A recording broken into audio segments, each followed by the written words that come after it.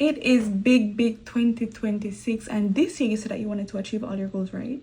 Well, we are partnering, you and I, together on this series called Elevate Your Mind, where I read books, come back and share nuggets, strategies, tips that you can use as tools to actually ensure that you reach your goals this year. So welcome to the series called Elevate Your Mind with Chantal T, where we work on elevating your mind, my mind, together.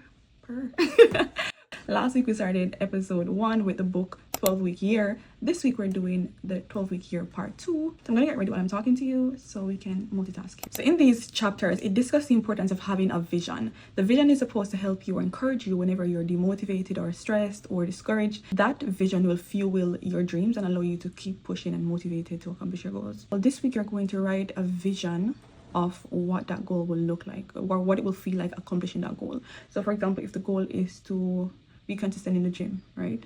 What would it feel like to become a gym rat or somebody that is consistent? Book. It also shared the importance of seeing the year as 4 years in one. And each quarter you will actually have like higher priorities than the other quarter. So for example, you can make this quarter be the quarter where you achieve your physical goals, and Q2 or year 2 is when you achieve your spiritual goals, and Q4 is when you achieve your career goals. You prioritize those things and work towards them, and you'll have a vision for those high priorities. In this part of the book as well, it also shared the importance of having a proper plan. So I know in the first video I mentioned that you can go into ChatGPT and boom get a plan, but as time progresses, it is kind of important that you revise these plans and improve them and customize them to fit your life specifically.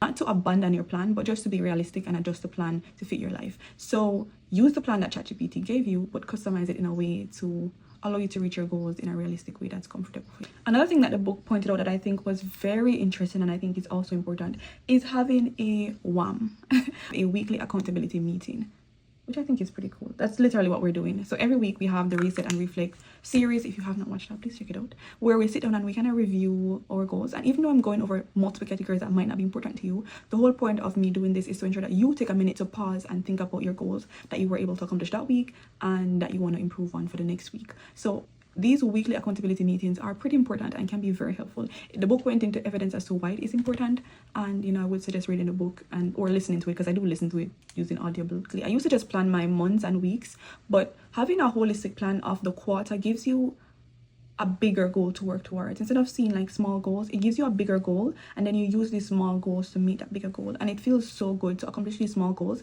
because they motivate you or encourage you to continue working towards a bigger goal.